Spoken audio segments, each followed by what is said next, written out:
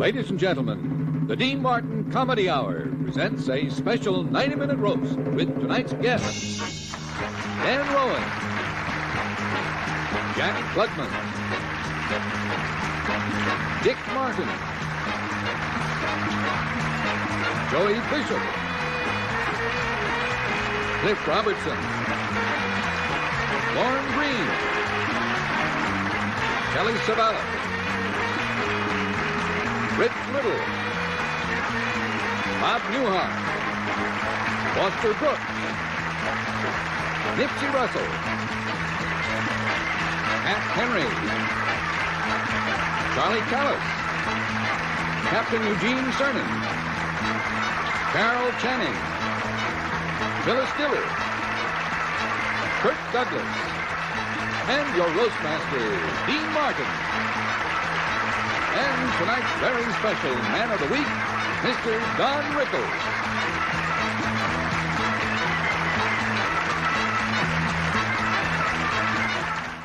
Tonight, we're roasting Don Rickles. Rickles is the man about whom Adolf Hitler once said, "From him I could learn."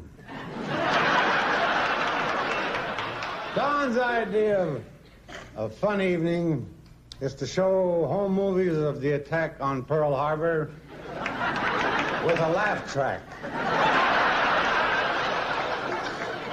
Yeah, Don's got a great sense of humor. He gets his kicks calling in phony reprieves to the death house.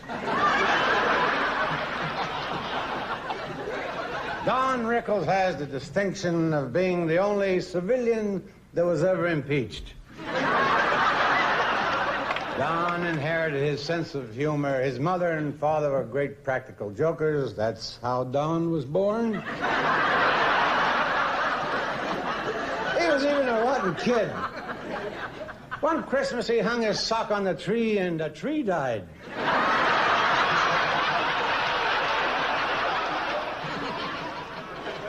You're burning, but you're laughing, I know. But that's all behind Don now. Today, he's a much bigger success than I am. After all, he's had 4 TV series, and I've only had 1.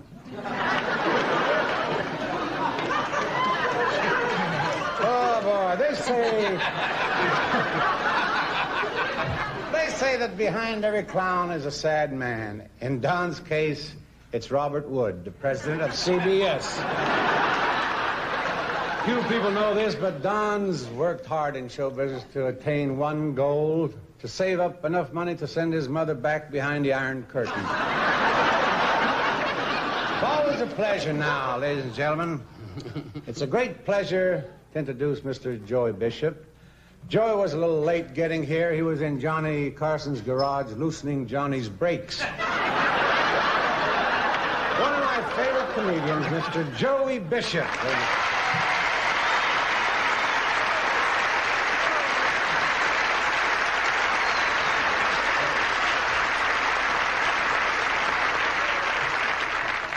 When they asked me to appear on the dais for Don Rickles, I said, I don't know what to say about Don Rickles.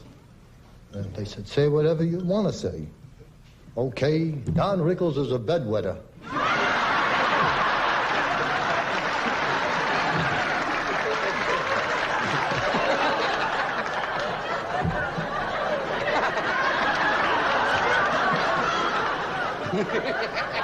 Not only the bed, everywhere.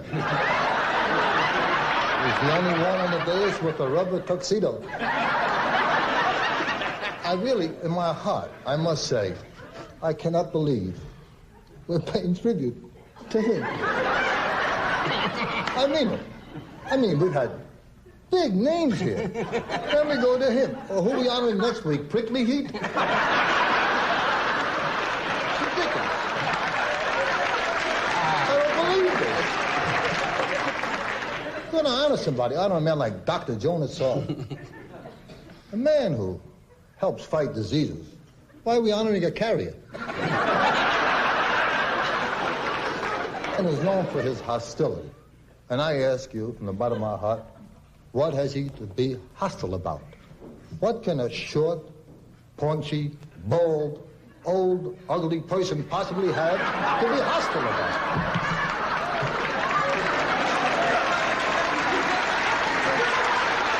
Be happy-go-lucky, you devil. He does have a great sense of humor. I mean, not on stage. I'm talking about practical jokers, number one. You remember the time you took the safety belt off of Mickey Rooney's toilet seat?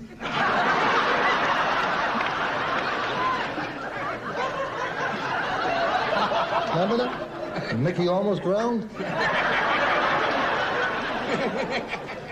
Then I found out, and this was the shocker, because I know you don't gamble in Vegas. You don't go to the track. I found out you're a bingo addict. I called your wife, Barbara. I said, Barbara, what is Don really like? And she said, every night, bingo.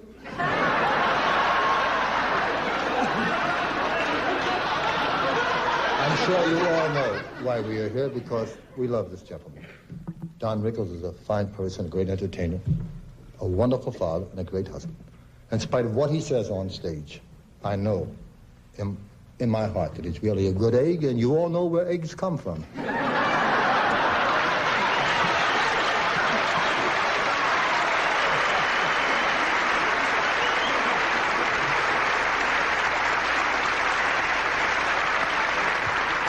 Thank you, Joey. A little while back, Phyllis Diller had a facelift, and it really did wonders for her.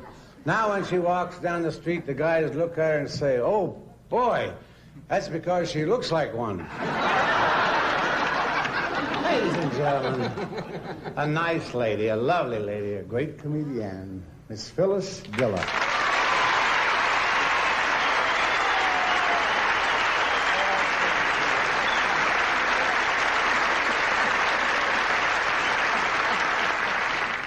Thank you very much, Dean. You know, the man we are roasting tonight took first prize on this last Halloween for his costume. He painted the top of his head blue and went as a ballpoint pen.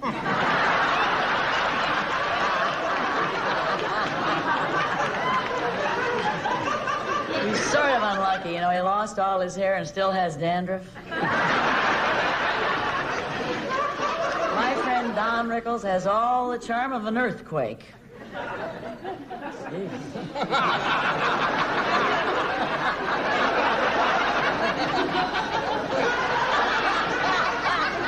I wrote this junk myself.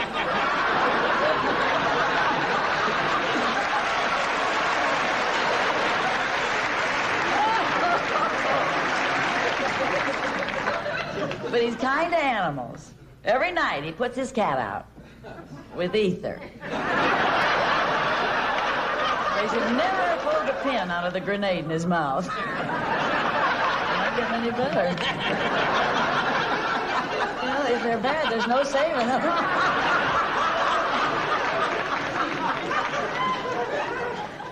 Don, baby, you know I'm only kidding with all of this. I wish I could say how I really feel about you. But then I'd never get on television again.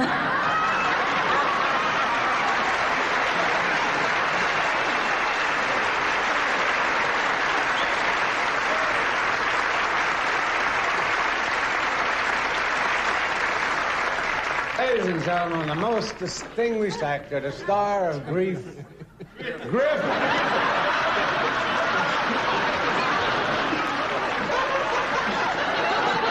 Mr. Lauren Green.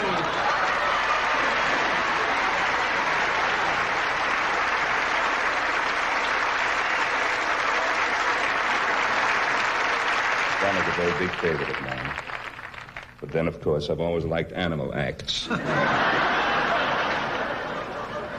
I've been listening here to people casting aspersions on Don and about his ability in many areas, but particularly as a comic. And I think that's rather cruel. And as an actor, I object to the discrimination, because Don is a pretty rotten thespian, too. You know what a thespian is, Dean? Oh, sure. I got a turn down from one of them the other night.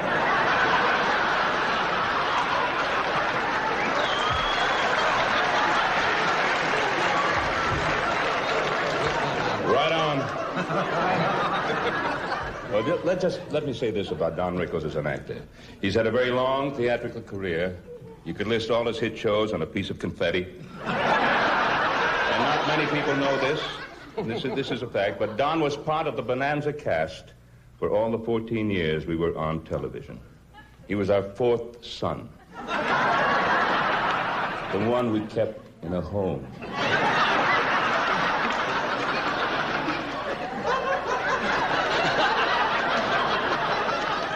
But Don is now blessed with a very beautiful wife, Barbara, 2 marvelous children, and a mother who has moved to Florida, changed her name, and sends Don money every week to stay away.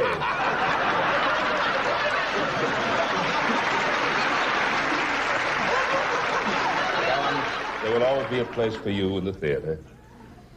A place where you can do the thing which you are greatest at doing. And it's right up the aisle, second to the left.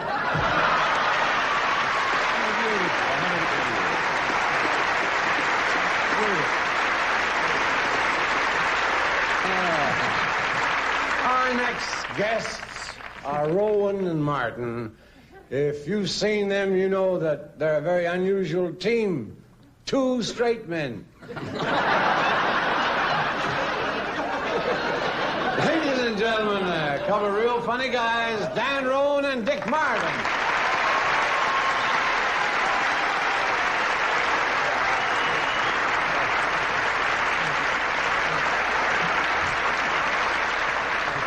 We're on Martin's spot. Well, Okay. this is it. We have not come to praise Don Rickles, nor have we come to bury him. No. He has managed to do that pretty well over the years himself. Now, we have always wondered why Don is so successful and can only be laid to his material. Great material. Right. So we have collected some of the greatest of Don Rickles' material, and every word you're going to hear is from Don Rickles' own mouth. These Verbatim. are direct quotes. Right. What did you say? Verbatim. Very good. Thank you. First of all, here's one here. It's just in case there's a colored guy on the dais. It says, There happens to be one. Yeah. To you, Nipsey, sorry about the seating arrangement. At first, they wanted you out in the hall with a bucket. Here, I'll make you feel at home. All aboard!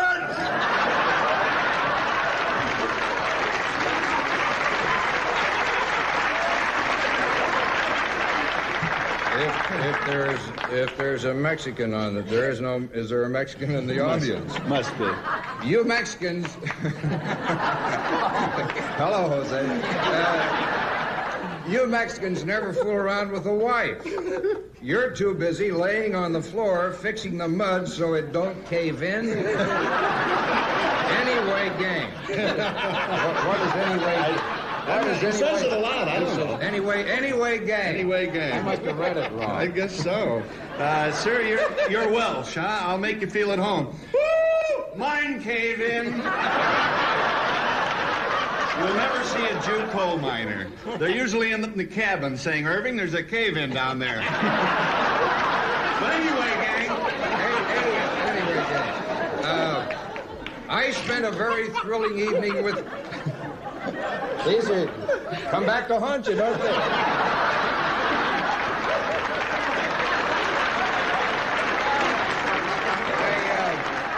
I spent a very thrilling evening with Dean Martin once.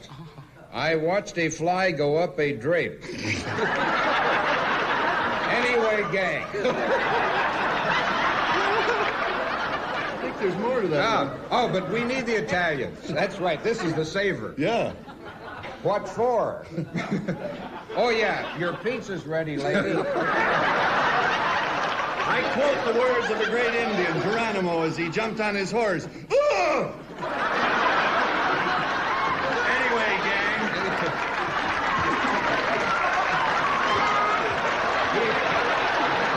He does that a lot. He does that. He quotes it. Remember the words of Abraham Lincoln, who said to his black servant, "Stop that tap dancing and give me back my high hat." Anyway, gang. One of the greatest black men of our day, Rufus Johnson, said in Augusta, Georgia, "Run, baby, run!" And the Jew was right behind him saying, "Look, I'll sell you a bike."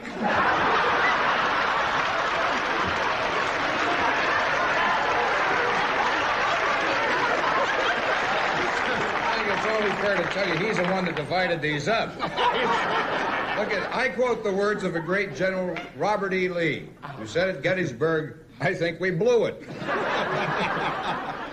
You there, fella, how long you been married? 4 days? God bless you. Young Jewish kid, right? If her father-in-law dies, what kind of work are you out of? I know that you gave me these, but you should have taken this one because I don't understand. What is this one? That's the biggie. What do you mean? Oh, that's that's his. That's the one that does it. What is this?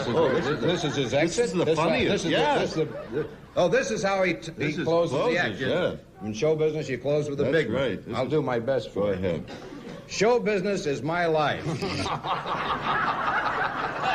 My humor, ladies and gentlemen, is directed in a way to laugh at ourselves. It's beautiful. If you accept it in that spirit, I am deeply grateful.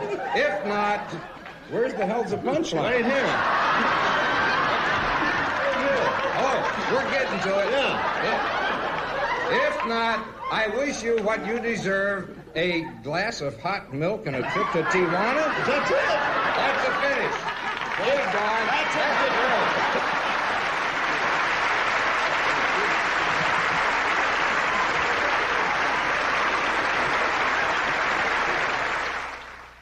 Would you all please welcome the man who writes every word that comes out of Don's mouth?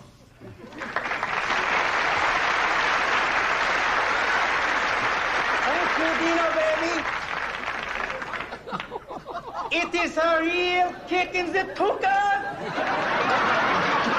to be here tonight, honoring my buddy boys, that real sweetheart of a guy, Donald Rico.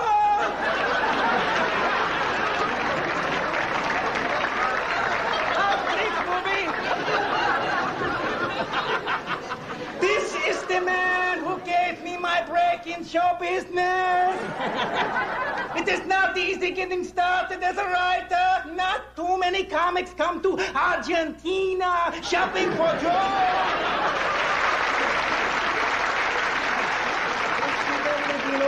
Miss Princess regards. It has been an honor and a pleasure to be associated with you. You are a real pussycat. I have watched you perform in New York, in Hollywood, in Miami Beach, in Paris, in London, in Vegas. You are the only man I know who has bombed more places than I have.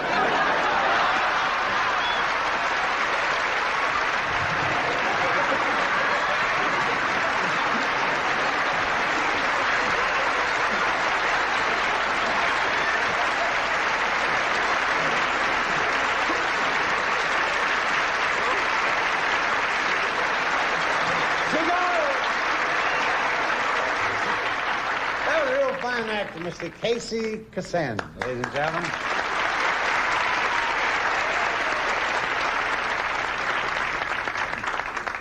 When it comes to comedy, Bobby Newhart knows where it's at. Why he don't go get it, I don't know. Ladies and gentlemen, the funniest psychiatrist I know, Mr. Bob Newhart.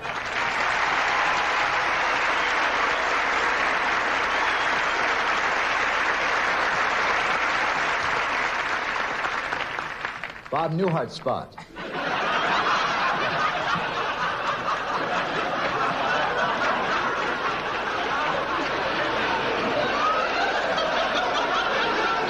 Don is my best friend, which just gives you some idea of the difficulty I have in making friends. As some of you may have already known, Don's hotel room was recently robbed. The only thing that was taken was the music to Don's act.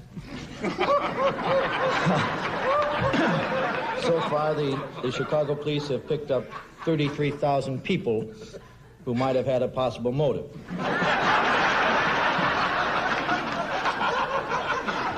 Don is just about to sign one of the largest deals in the history of Las Vegas. Why he is signing Frank's deal, we'll never know.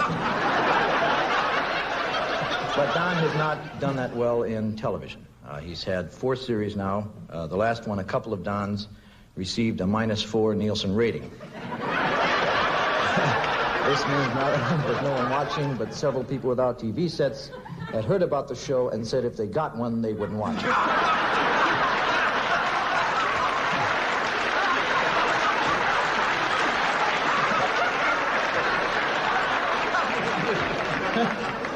But that doesn't matter.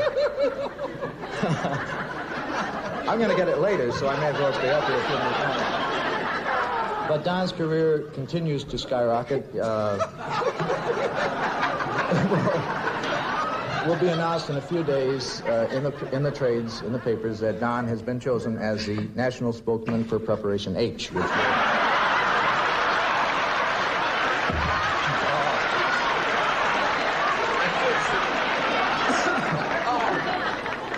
we're all quite excited about.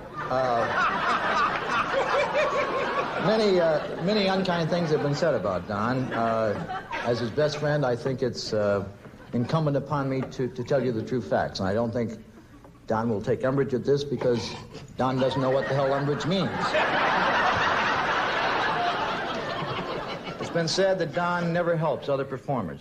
I remember when I was starting out, Don pulled me aside and gave me some advice. We have a saying in our business, be nice to people on the way up because you meet the same people on the way down.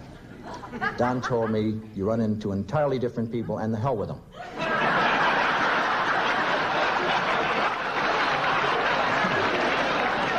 Many people say Don is not a good father, but Don is very proud of his daughter, Mindy, and his son, Larry. I know this, I was in his house at the time. Larry came in, Larry wanted a turtle, and Don rushed out, because anything Larry wants, he immediately rushes to get, as soon as the football game is over. And he brought him back a turtle, and Larry gave it to him the next day and said, the turtle has blisters on his feet. And Don took it back to the pet shop.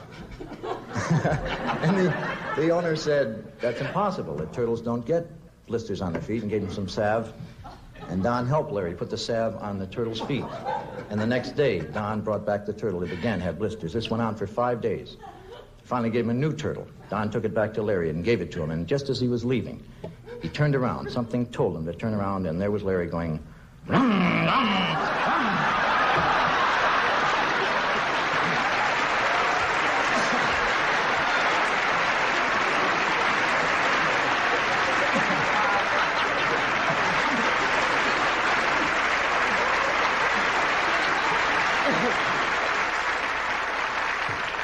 Diamonds may be a girl's best friend, but Carol is an audience's best friend. Ladies and gentlemen, here's the lovely and talented star of Lorelei, Miss Carol Channing.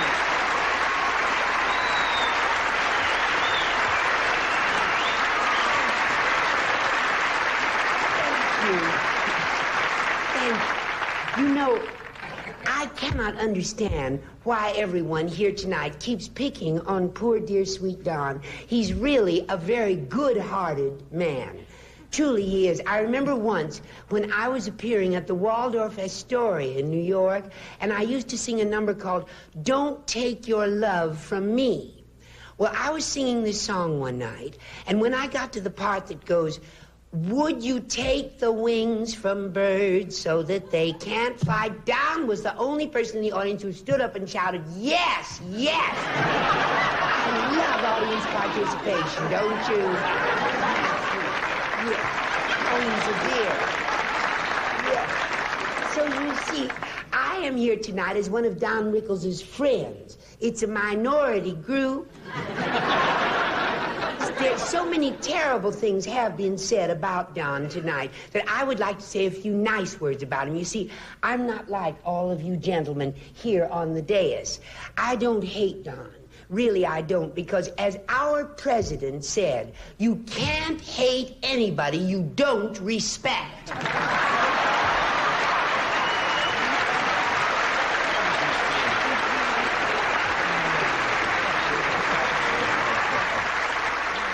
Now I'd like to introduce Nipsey Russell.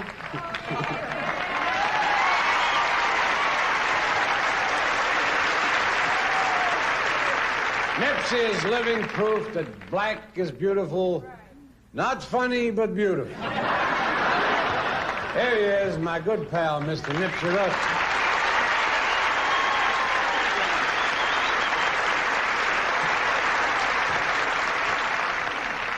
They found an orangutan suffering with a hernia, fed him poison from a rattlesnake bite, gave him the soothing voice of a wild hyena, and he is man of the week tonight.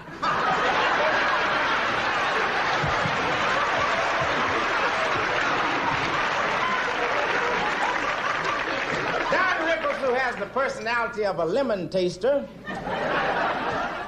is not without compassion for his fellow performer. When Peg Leg Bates was seriously ill and down on his luck, Don Rickles gave him money. He said, I know it's tough on you, Peg. Here's a few dollars to help you out till you get back on your foot. He has suffered rejection, frustration. Only yesterday, in a moment of flirtatious, sexy attitude, he tried to pick up a woman on Hollywood and Vine. And he was chased away by the two Boy Scouts that were helping her across the street. She hit him with a crutch. It's because you're hostile, Don. Pattern after Dean Martin, a sex symbol and a superstar who upped his prestige in the business through charm and grace. He upped his prestige, Don. Up yours.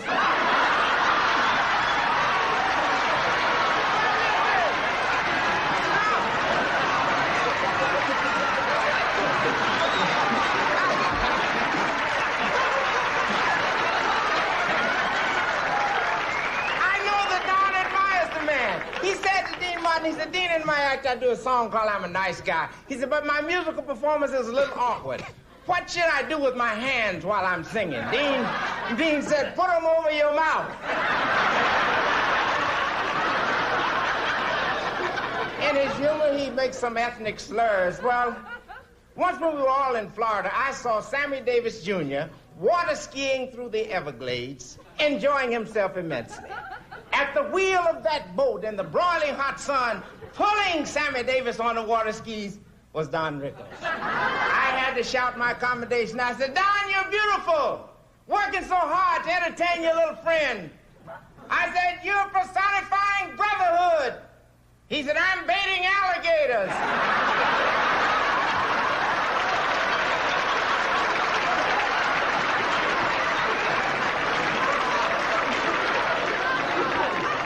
Has won many friends in many places, before many groups by his philosophical observations.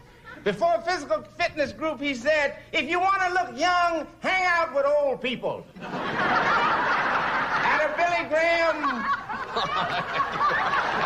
revival, he said, if you want to be forgiven for your sins, the first thing you got to do is sin.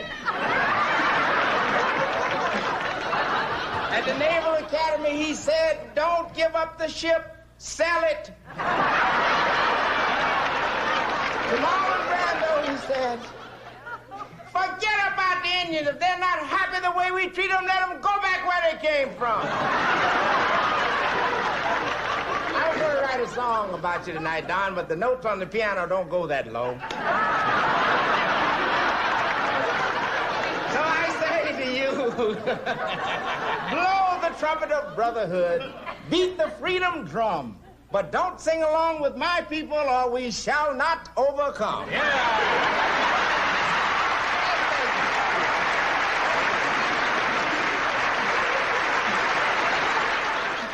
Mr. Cliff Robertson is a fine actor who won an Oscar for his portrayal of an imbecile in the movie Charlie. And after you hear him, you'll know why they picked him for that part. Ladies and gentlemen, one of the most versatile actors in Hollywood, Mr. Cliff Robertson.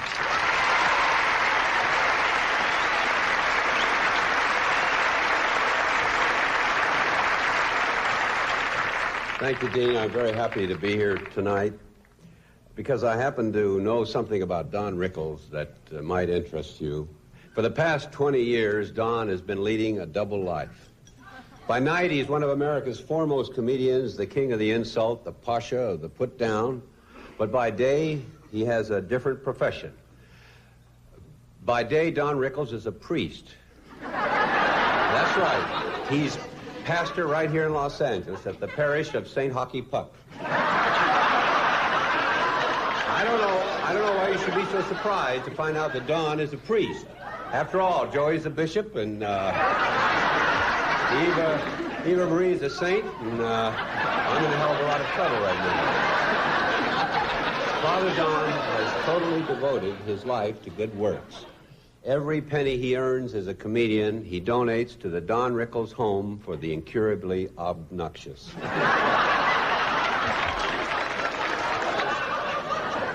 Some of his congregation have taken a while to get used to Don's style in his sermon. The church organist wasn't too flattered when Don asked him where his monkey was. And a little nun was a little startled once when Don told the man sitting next to her to please keep his penguin on a leash. Few people were taken aback at first by Don's version of the marriage ceremony. Do you, dum-dum, take this fish face to be your lawfully wedded yo-yo? But Don has been very successful as a priest. The members of his parish are very careful not to commit any sins whatsoever. That's because, for a penance, Don makes them watch reruns of his old TV series.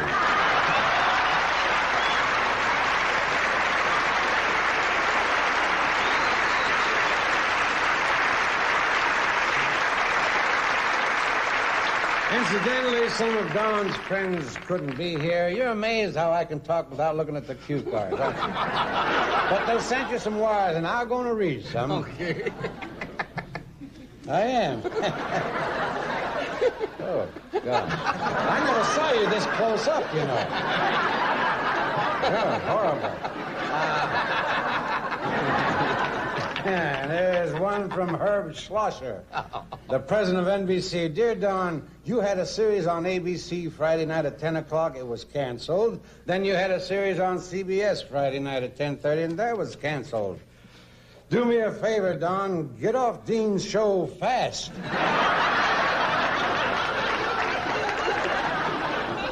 Our next guest is Jack Klugman. You all know Jack. He's half of The Odd Couple. Maybe next time we'll get the funny half. Ladies, I'm the winner of 2 Emmy Awards, Mr. Jack Klugman.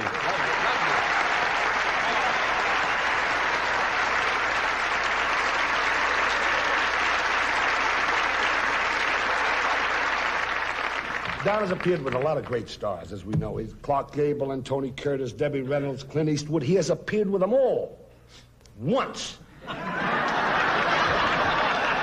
What a performance he gave in the movie Rat Race. It almost got him the lead in Willard.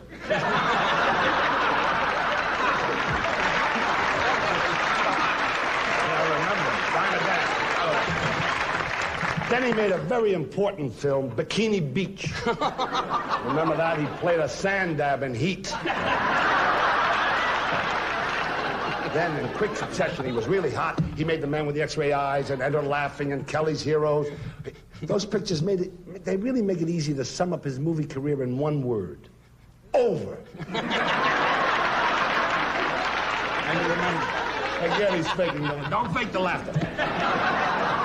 But he's going to make a sensational comeback because next week, Don starts his own life story. He's going to film Deep Mouth.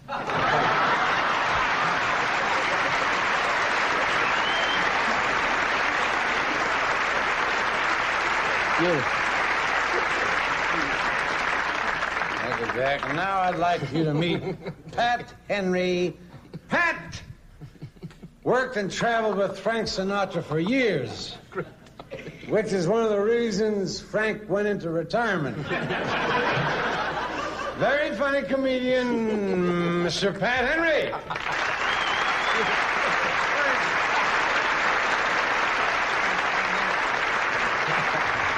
Thank you, Dave. As you know, ladies and gentlemen, there's something about Don Rickles very few people know. First of all, Don was born an only twin. And to look at Don, you know he wasn't a very pretty baby. In fact, at birth, when the doctor held him up, he slapped him right in the face.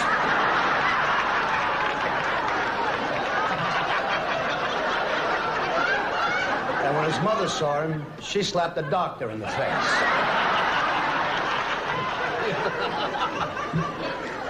As you know, Don was a bottle-fed baby.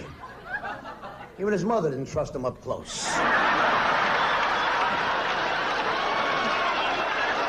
get on the good side of all the kids at school, Don would tell him he had ESP. Unfortunately, he was trying to spell car.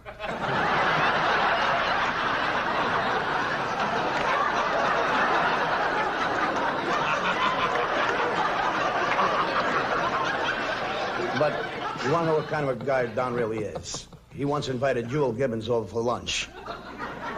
He served him poison ivy.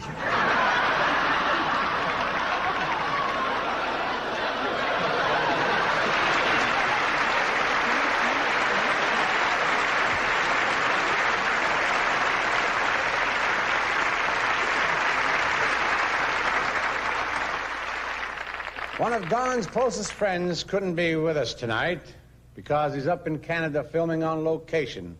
But he insisted on being a part of tonight's roast. So, ladies and gentlemen, direct from Montreal, here's one of Hollywood's foremost actors, Mr. Kirk Douglas. Thank you, Dean.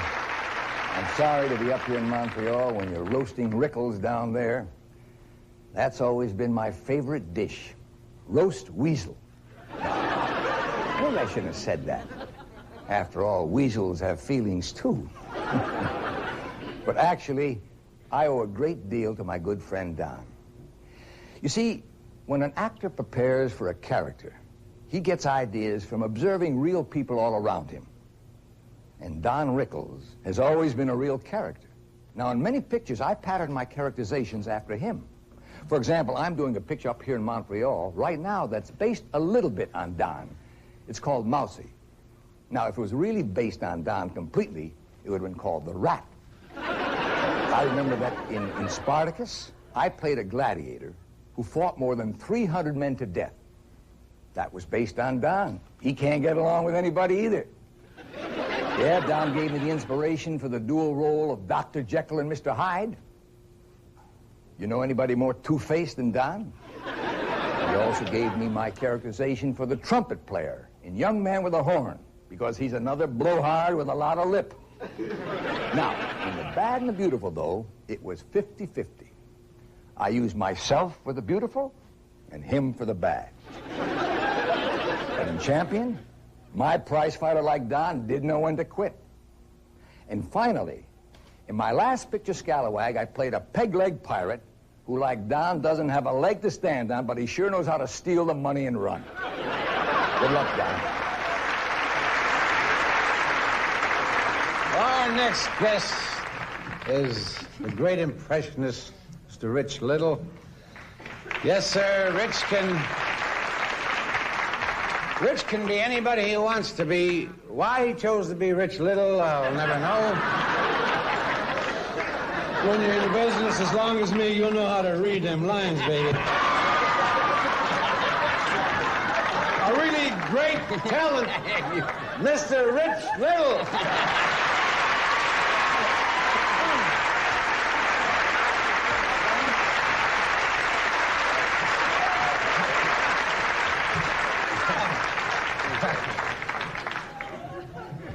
Thank you, Dean, for that strange introduction.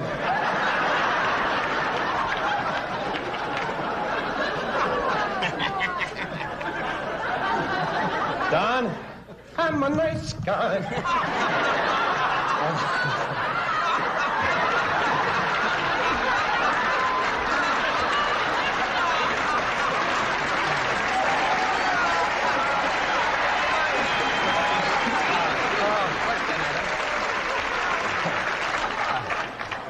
I'm so delighted that Carol Shannon could be here this evening instead of staying at home and watching Milt Chamberlain drop basketballs in her mouth.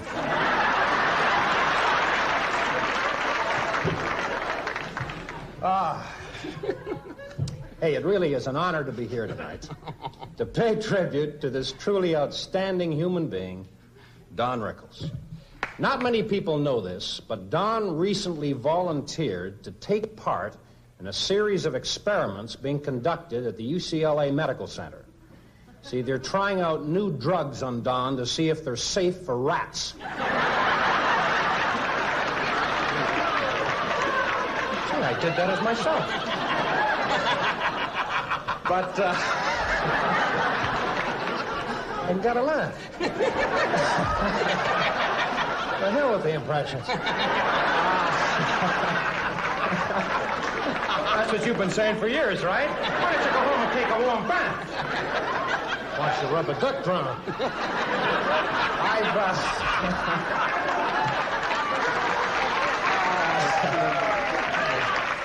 Hey, I've really been looking forward to this occasion. In fact, a few nights ago, I had a dream about Don Rickles.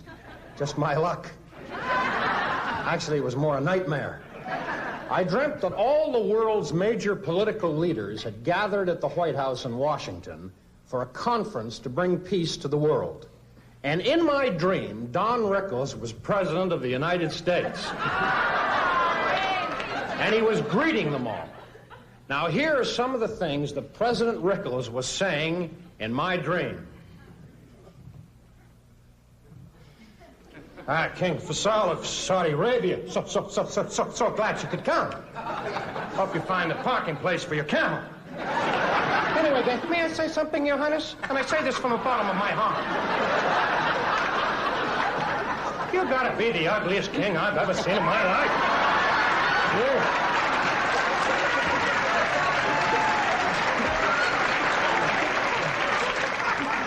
Your face was a building and be condemned. Anyway, gang. Mopsy Todd. Oh, I love you. You're a wonderful little guy. You little taggy. I know you got a lot on your mind, but try and remember next time. No starch on the collar, huh? Fidel Castro. What are you doing here tonight, you hockey puck? What'd you do, get a note from the Russians saying you could take the night off? Incidentally, is that a beard or you sticking your head under your armpit? Anyway, gang.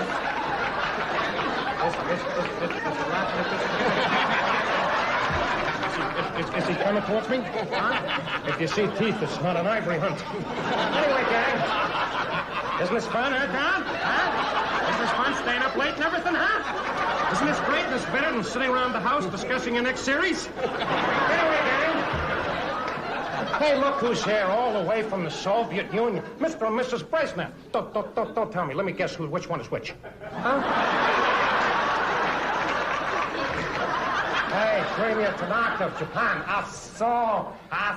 What are you looking so scared for, you hockey puck? John Wayne's not here tonight. Hey, the last time I was in Tokyo, I met your beautiful wife and your lovely kids. And I must say, that's quite a set of Tanakas she's got there. And then all of a sudden, I awoke. The dream was over. I was awakened by the telephone. I picked it up. It was Don Rickles' agent telling me he wanted $75,000 for appearing in my dream.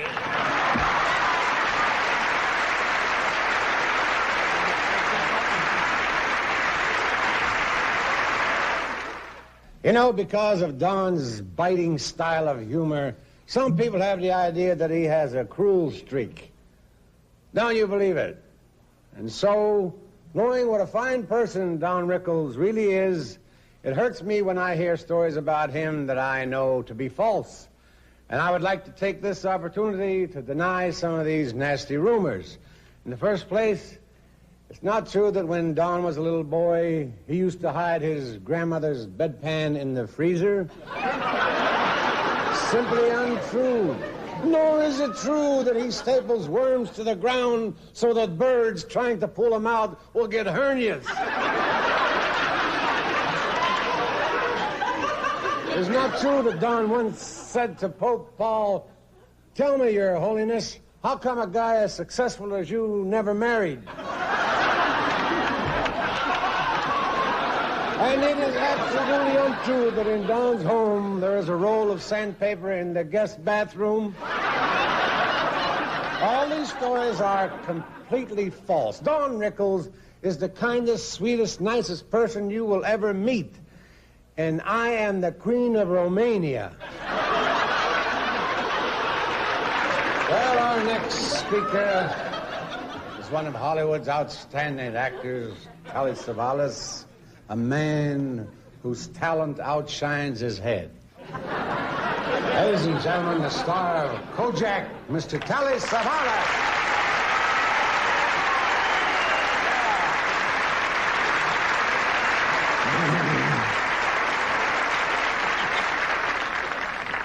Blow the whistle on you, baby. Thank you, Dave. You know, they say that hate and love are very close emotions. And Don Rickles here is proof of that because he's one of the few people I hate to love. And I can say that sincerely. Because for a long time now, Don has been one of my, or he claims to be one of my best friends. During our early days in New York, he used to babysit for me. He's much more mature, as you know. Don and I were inseparable. We had the kind of friendship that nothing could ever break up. It lasted until he moved across the street. But to this day, I know I can count on him. In any emergency, Don, he's always right there when he needs me.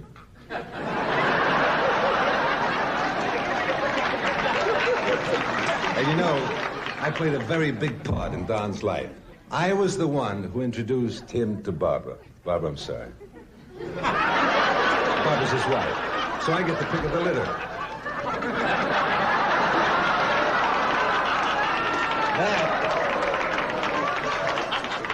I also helped straighten her tooth before she married Don. And she wound up with this molar.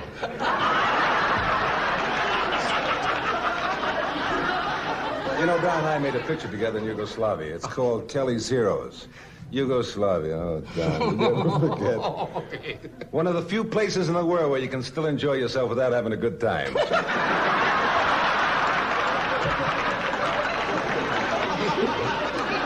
After the movie was completed, the whole gang chipped in, presented Don with a gift certificate for 25 electric shock treatments.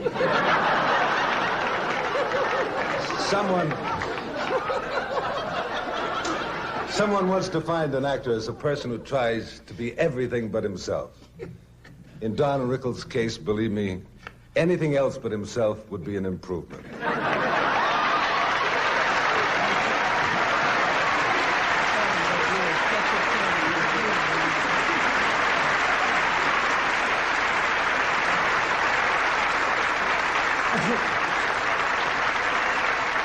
An affair like this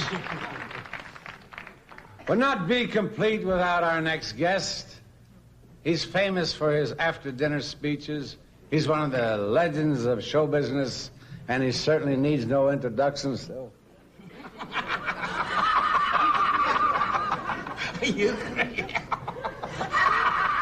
But here he is,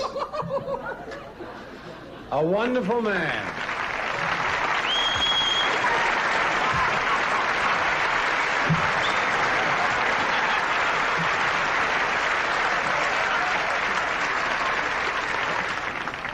I come here tonight, ladies and gentlemen,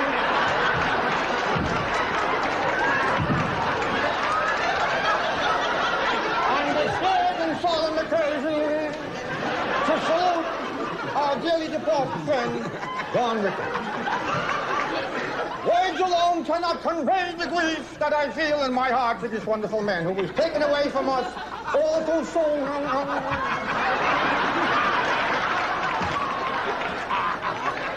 By the hand of our Heavenly Father. However, we can all take solace knowing that Don has gone and entered that big stage door in disguise. To join the other greats from the halcyon days of show business. Such luminaries as George M. Cohan, Al Jolson, and Ricardo Cortez.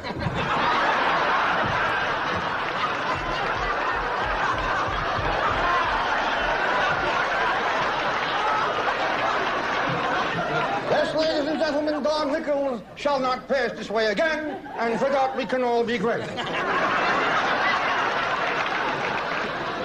But let me just for a moment recount to you those last poignant days in Don's life. Before the final curtain ran down for eternity,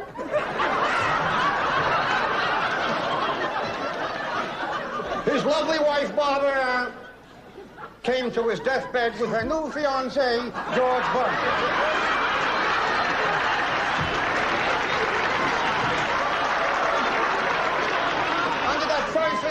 Of hatred and cruelty was a layer of warmth and love.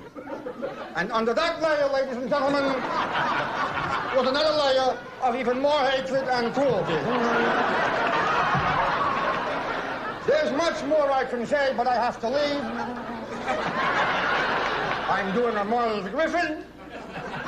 And now it is the request of the family that we all get into our limousines and drive out to Don's final resting place, the Forest Lawn Animal Cemetery. Colonel,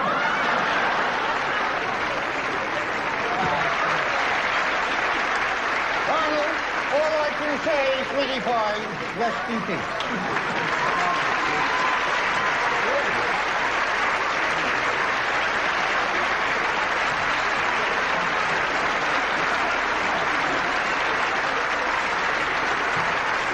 Mr. Tony Callis, ladies and gentlemen.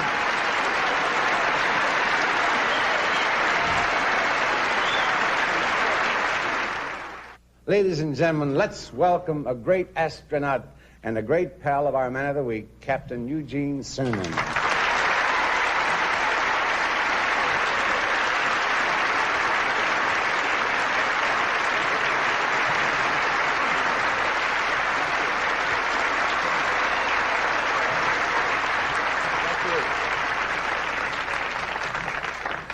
Thank you. Thank you very much, Dean. I very sincerely want to say I'm very proud to be called a friend of Don's.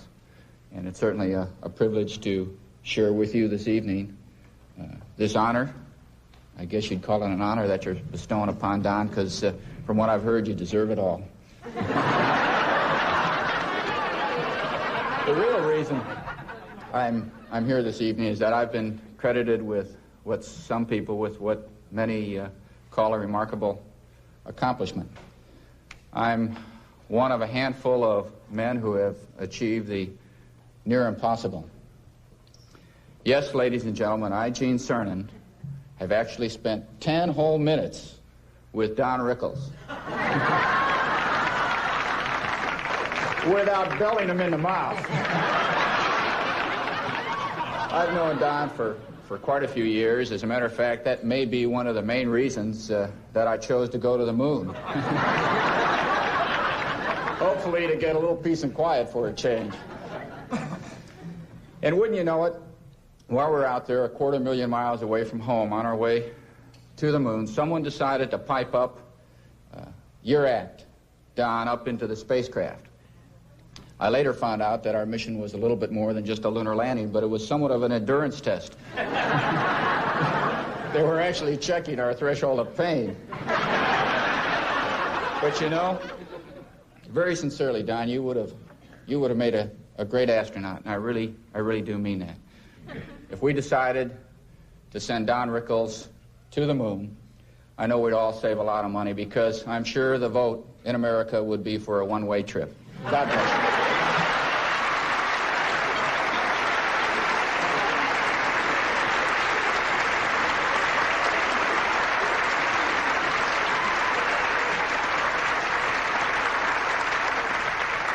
Our next speaker has never met Don Rickles.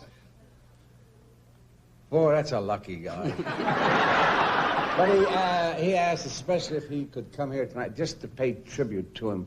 Ladies and gentlemen, would you please welcome Mr. Foster Brooks.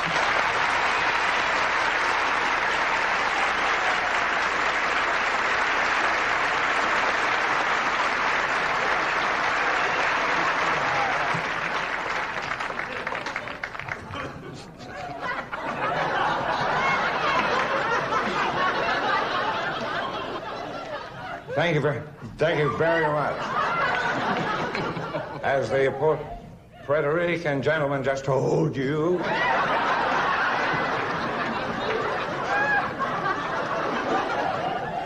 I have never met Don Rickles. In fact, he's probably wondering what I'm doing here.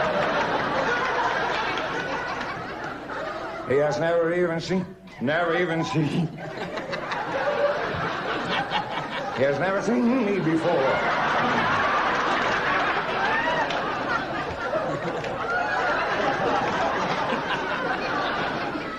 He has never heard of me, and our paths have never crossed.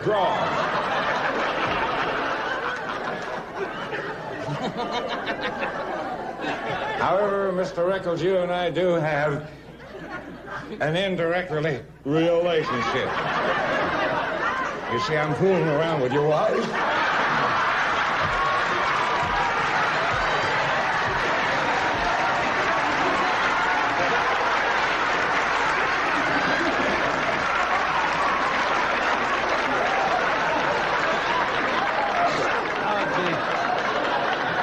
So you see, we do have something in common. I hope you understand, Don, that we have tried to keep this very, very discreet. So don't tell anybody, will you?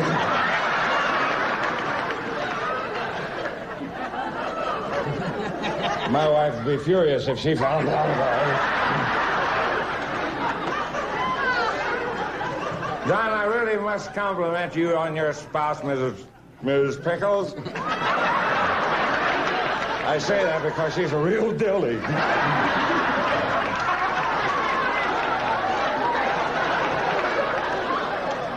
And I must also admit you have a very lovely home. Incidentally, you're out of scotch.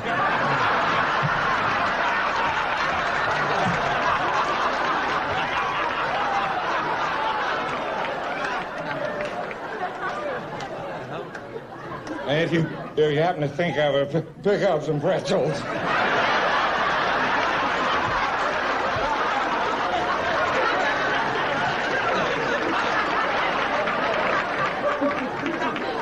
You know, Don, what your wife and I love to do most? Watching you while you're on TV.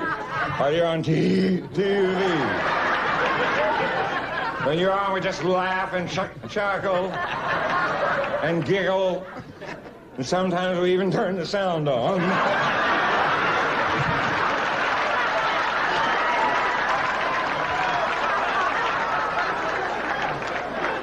And we are always sad when you finish your act. It means you're on your way home, and I better cheese it.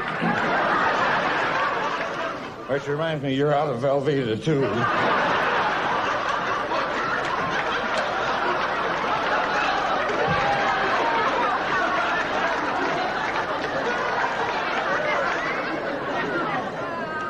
Now, please, Don, don't blame your lovely wife for any of this. Our getting together was all my doing. It's all my fault. I happen to be the one who answered her ad in the Hollywood Free Press.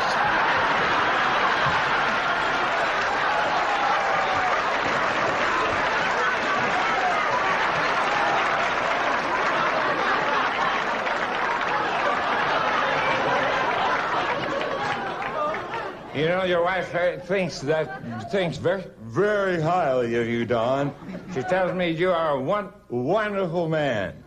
And I know that you must be to put up with all her snoring. She tells me that since she's been Mrs. Rickles...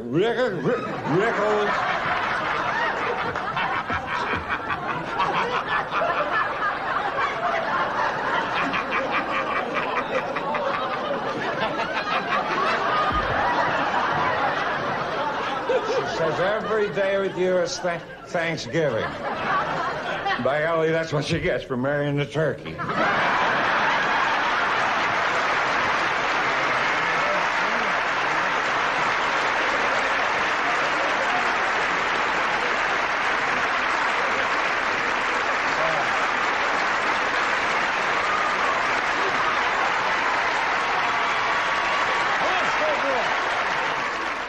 Now, ladies and gentlemen, it's time for revenge. Here's our man of the week, the merchant of venom,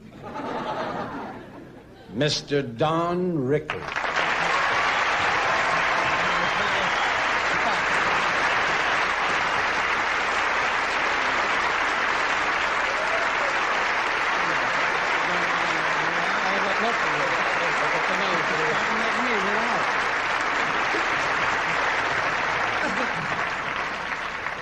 Mr. Chairman,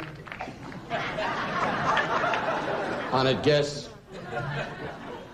Monsignor Duffy, and Rabbi Kinberg, and Deacon Leroy.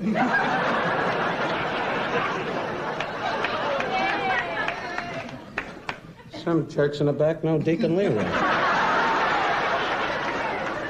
Well, kiss my gathering. It is without question, in fairness to Mr. Dean Martin, this has been one of the longest evenings I've ever spent in my life, except for the drunk. It was just charming. I know the hour is late. The dinner was absolutely fantastic, I must say that. A bowl of peanuts and water with a guppy in it. One of the cheapest. I would like to tell you something about this. They make it seem to you out there in television land that we're all here with big turkey dinner or something going.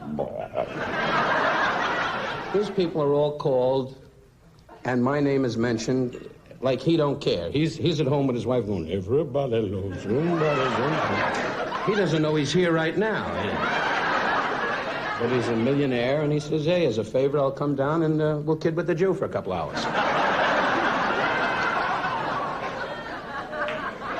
I say to you, Dean, with all sincerity, if Italy goes to war, so help me, I'll back the other side.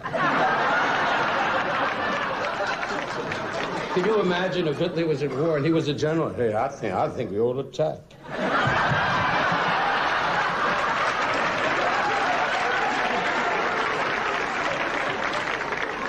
But I'd like to clear up a matter right off the bat and tell you from the top. Tonight I'm very delighted because this is a long road. I had my first big break on the Dean Martin show through Dean and Greg Garrison, his producer, when they put me on the show for the first time with every celebrity in Hollywood. And I was completely soaking, perspiring to the death of me. And I'd like to say right out in front, so it's not lost in tape, that I thank you, Dean, really, because if it wasn't your wonderful belief and believing in me and Greg, really, maybe this day would not have come about. And I'm forever grateful to you. Really.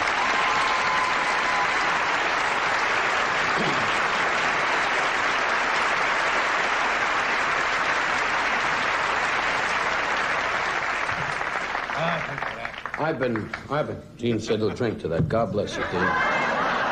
His lovely wife sits by the bed every night saying, try to reach the medicine. Of course, when you go this time, a lot of women are going to collect.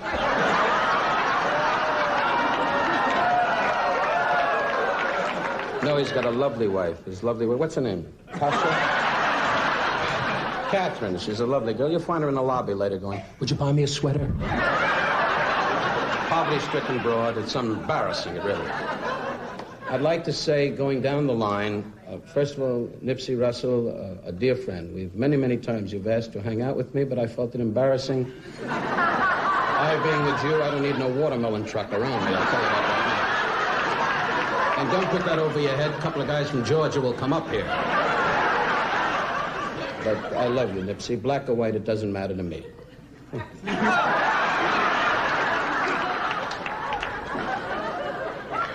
Our society today, we are all brothers in arms, as Nipsey told you people out there. We just got to get America to buy that. Now, I love Nipsey. Oh, we have a seal in the crowd.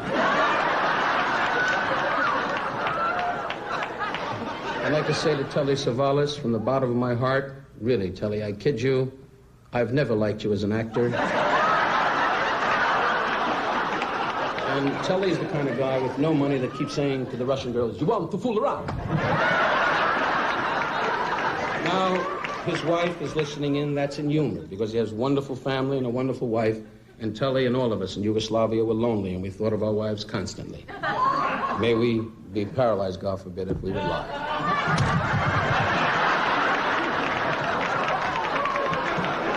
But being in Yugoslavia, the biggest excitement we had was watching Tito's dog go to the bathroom. So you must understand. Bob Newhart made the claim that he was my closest friend. I have never met Bob Newhart.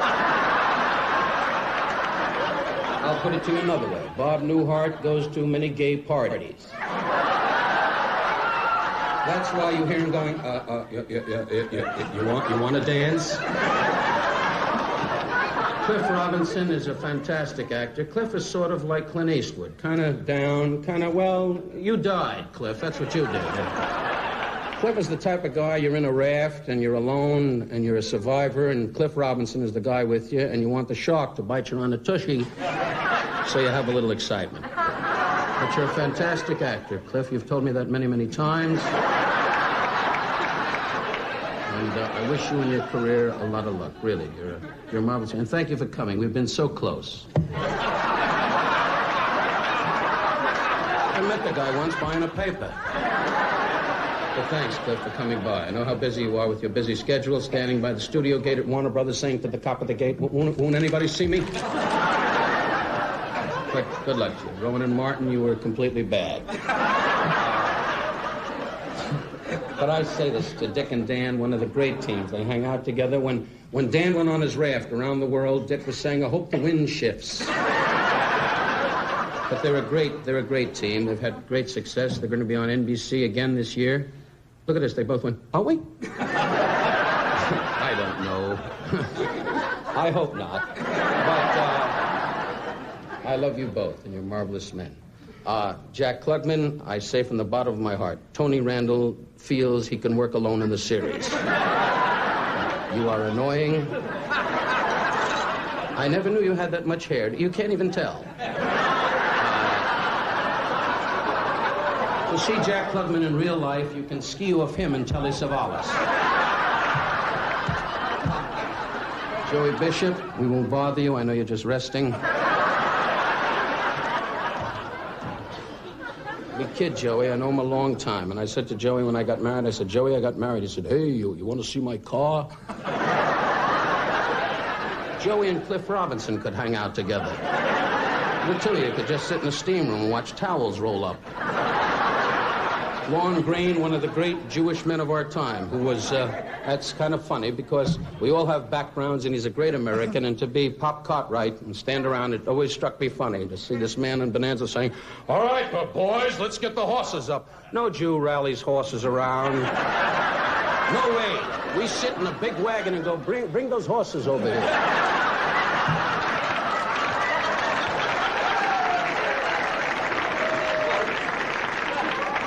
Rich Little, someday you gotta do you, and maybe your wife will leave you.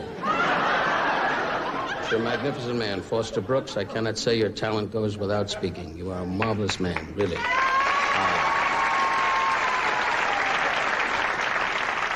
Pat Henry is my dear friend. He knows Frank Sinatra personally. In fact, they're that close. When Frank takes his car out, Pat runs in front of the car and checks for mines.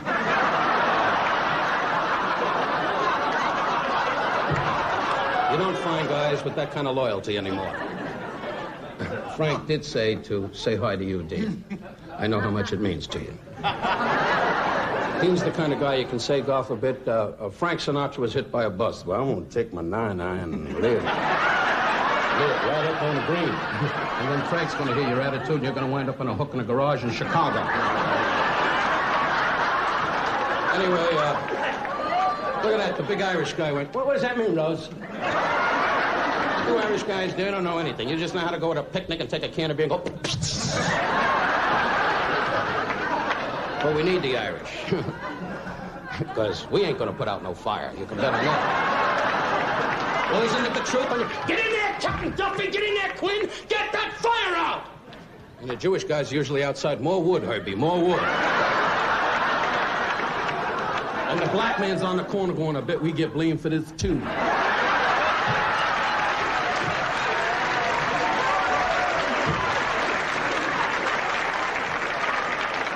And the Polish kid's going, for what?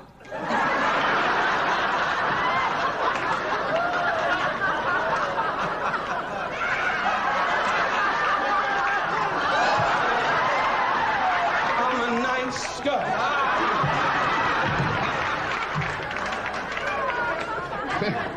Son of a gun, when you fool with a wife, you must light a match and blow up for that. And last but not least, Captain Cernan, I was overjoyed that this man would be here tonight. I must say, I was at the launch when Apollo 17 went to the moon. Many of us forget great courage and great Americans at a time of need with our country today, and I do not preach politics or just try to do jokes, but in this man I take exception because he is a delightful, wonderful, great hero.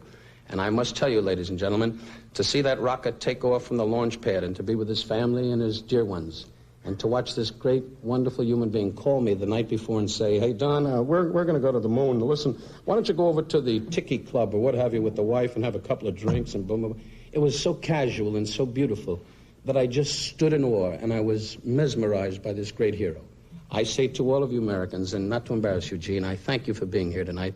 Most important, these are all performers, but you are really outstanding gentlemen. I thank you for coming. Captain Stone.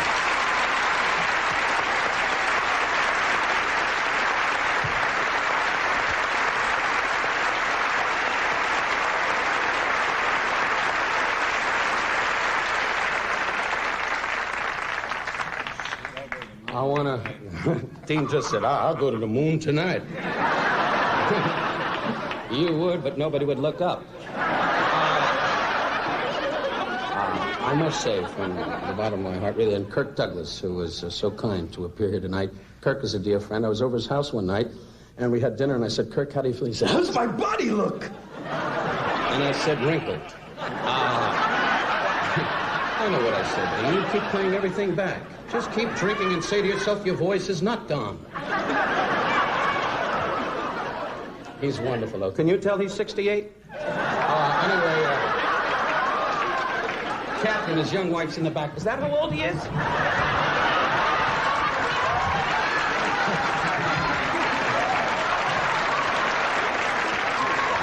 And you remember the joke? Tomorrow he dies. Anyway. I must say, on behalf of my dear wife that Foster Brooks made some comments about, she is a lovely lady. When we were married, I will never forget, on the wedding night, she looked at me and went, this is exciting.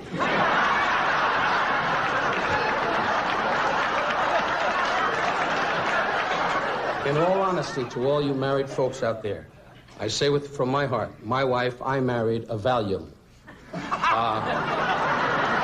A Valium. The guy in the back, the Puerto Rican kid went, what the Valium? And the Mexican guy went, that's something you plan to, dumb son of a... Anyway, guys. And the Italian guy, here's your Valium. Anyway, by the way, Phyllis Diller, who I love, really, when she was born, she must have hit the hospital wall. That's why the hair is, She'd come out, and the doctor went, oh, we missed Charlie. But I've seen many beautiful women in my lifetime. Phyllis, help her. She's a lovely comedian and a dear friend, and her wonderful husband, Ward Donovan, couldn't be here tonight. His cape blew up. On the wedding night, he stood on top of the sink and went, Batman! Anyway, I can say anything I want. Dan Rowan's sitting here going, you can't say that.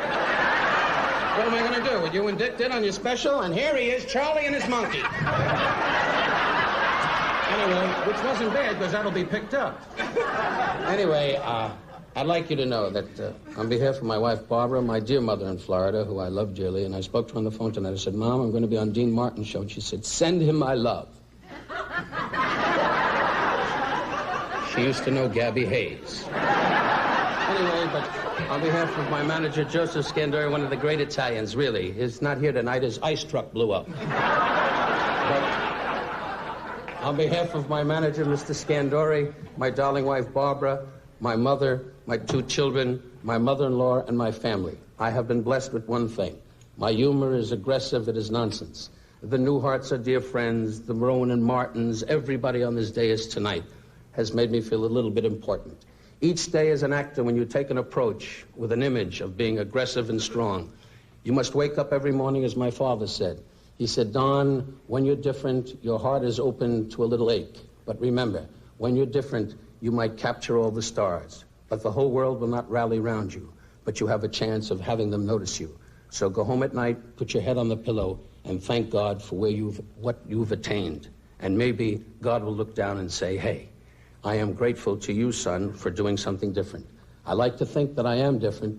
I like to think that the public will understand me. If they do, I am grateful. To all of you, I wish you what I have, as I say in my performance when I appear. People around you who care.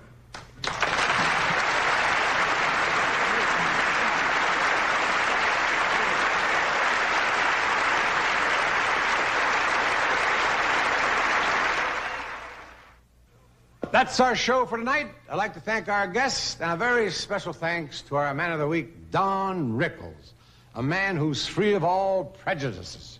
He hates everybody equally. Good night, everybody. I'm on my way home, Catherine. Warm up the hot chocolate.